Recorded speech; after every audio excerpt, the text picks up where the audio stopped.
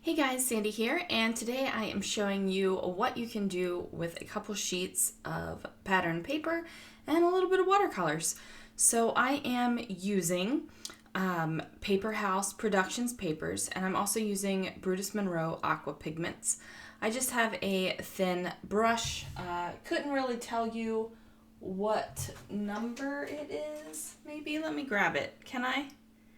It is a plaid vining brush with the number 53454 on it. So if that means anything to anyone, there it is.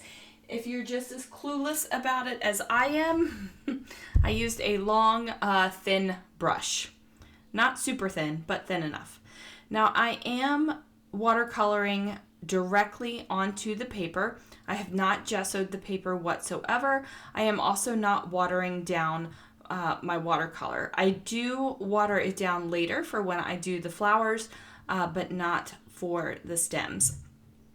I am actually on a Zoom online scrapbooking meeting. Not a meeting, but I feel like when you say Zoom, you have to say meeting. So I'm hanging out with my friends via Zoom and painting. So I am not going to make you watch me do all of this, but I did decide that this would be a fun project to do while we were all on Zoom.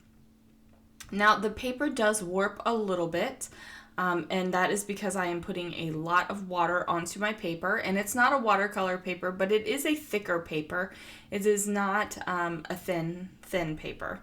So there is that. And I am just watercoloring or painting, how I feel. I'm not exactly sure if the colors I come up with are true colors for these flowers, but you know what? I like them, so that's what we're going to do. Now I do brown branches, I do green leaves, I do pink flowers. I also put yellow in the center, but then I cover it up with gilded, and that is a gold, beautiful shimmery gold watercolor. So there is that. Now I know some people really like this kind of process where you watch people color, you watch people paint, and I know some people really don't like this process, where you're just like, show me the layout, show me what you did to get there. And whatever way you are, fantastic. Thanks for watching the video. And let me just show you. This is like my cheat way. If I don't have a water cup handy, this is so lazy, you guys. I mean, I probably should have just went up and got a water cup. But I take my brush and I just spray water over top of it and onto a paper towel, and then run my bristles over the paper towel until it's clean enough. And that's what I do. Yeah, it's kind of lazy, but there it is. Now, if I'm doing a lot of watercolor and a lot of different colors, then I will get me some I just lost my train of thought. If I'm doing a lot, then I'll get a water cup, but this time I did not.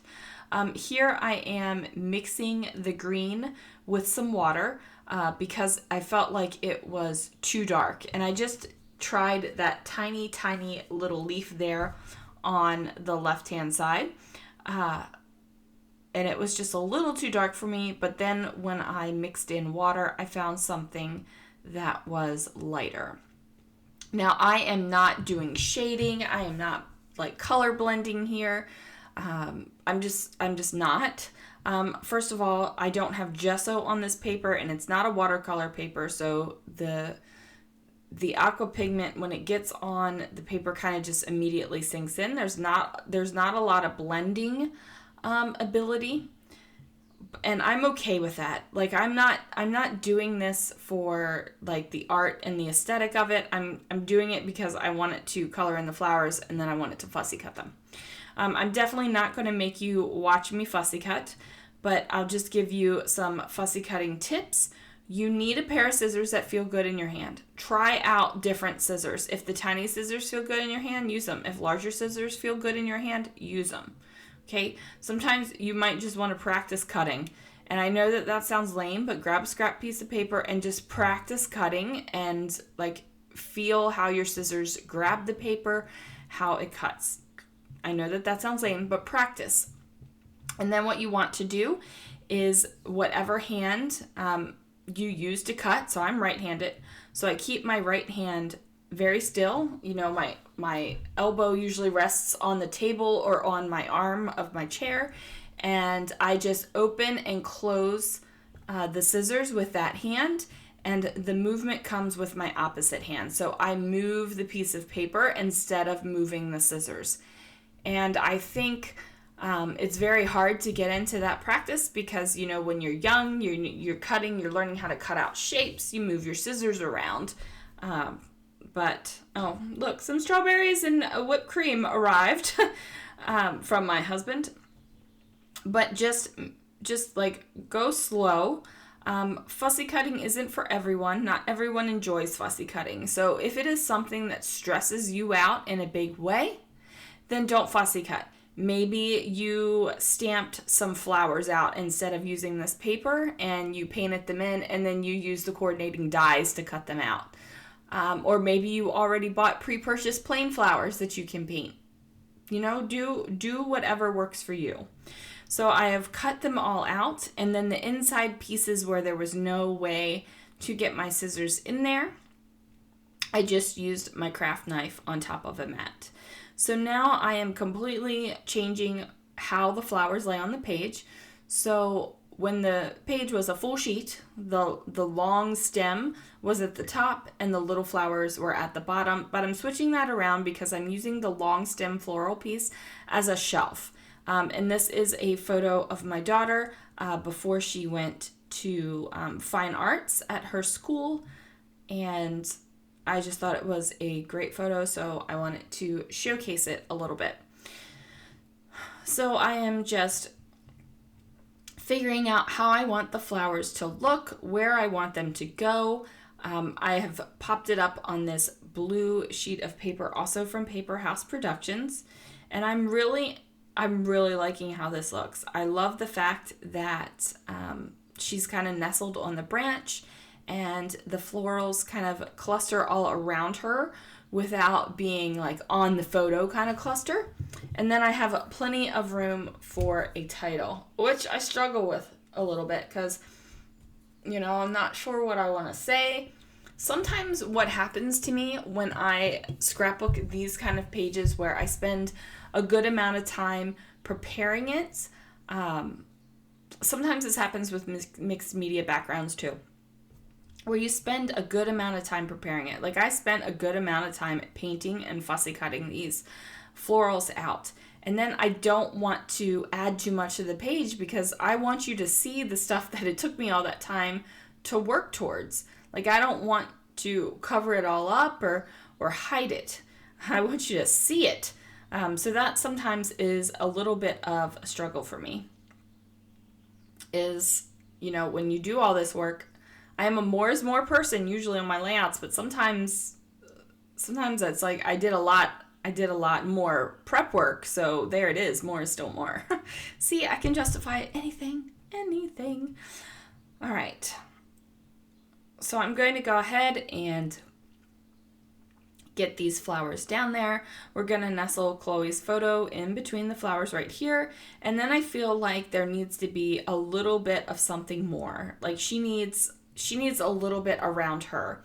So I am going to look around and figure out what I'm going to do. So I'm flipping through some embellishments right here. I really like these puffy stickers from Paper House. They have some words and some decorations on them.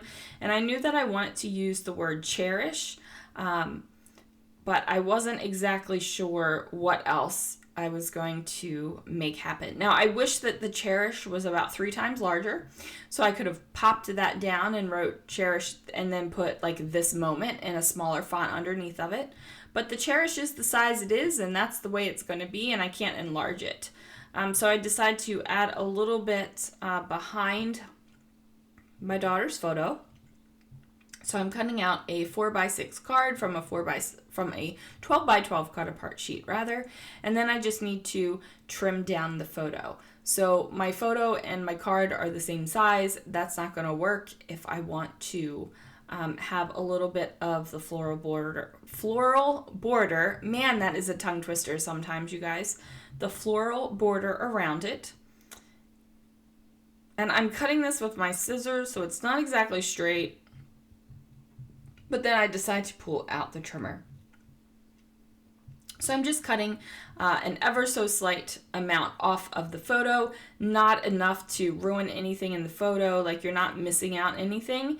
And then I'm just going to place this down on top of the floral. So you really can't tell that it's florals, but you do get the colors and the tone of it and the feel of it, and that's more of what I'm going for than you to be able to see that those are florals behind that photo. And that is because those are photorealistic florals behind the photo that I'm using as a matte, and the photos on the paper that are the florals rather on the paper that I've cut out and watercolored are less about like realism. I mean, they're drawn realistically, but they aren't photorealistics. Does that make sense? Makes sense in my head. So I'm still trying to figure out what to do with this Cherish. You know, I tried, maybe I wanted to try to use another 3x4 card or something like that, but that didn't work. So I dug deep into my stash and found these old thickers. So I'm just deciding to change the title to Cherish Today. And I figured I was okay bringing in this gold glitter because I've got the gold in the center of the flowers. And you can kind of see it right now in the photo or in the video. You can kind of see that the center of the flower is actually gold. I'm in the middle of doing the title, and then I'm like, oh man, I got to get that photo. It's got to be placed down. Because, it's kind of like squirrel, and I roam about my page. So we go ahead and get Today down. I pop down Cherish, and then I'm like, there's got to be something there. It feels like there's something missing right where I just tried to put that white kind of viney thing, but the white viney thing really didn't fit with it. Like it wasn't feeling right. So I'm just trying to figure out what in the world I'm going to do.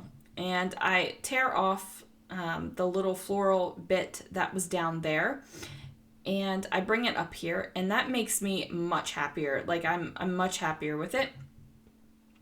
And I don't think that it is unrealistic that a flower would be sticking out right there, and it fills up that little awkward gap that I had by the Cherish. So that makes me happy. I do grab a couple of enamel dots, and I'm just going to sprinkle them on the page. These are a nice teal color that kind of blend in with the background, and I just place them on a couple different spots. I just want to use up that row of enamel dots, and then once that is down, that is going to do it, you guys. I haven't added journaling because there is another page of fine arts that I did that has journaling on it. So I don't know if this one will get journaled on or not. Probably not. I mean, let's just be honest, because there is that other page that has all the story. So there it is, you guys. Thank you so much for watching. I will have some links down below if you're interested in any of the products that I used today. And I will see you guys again real soon for another video.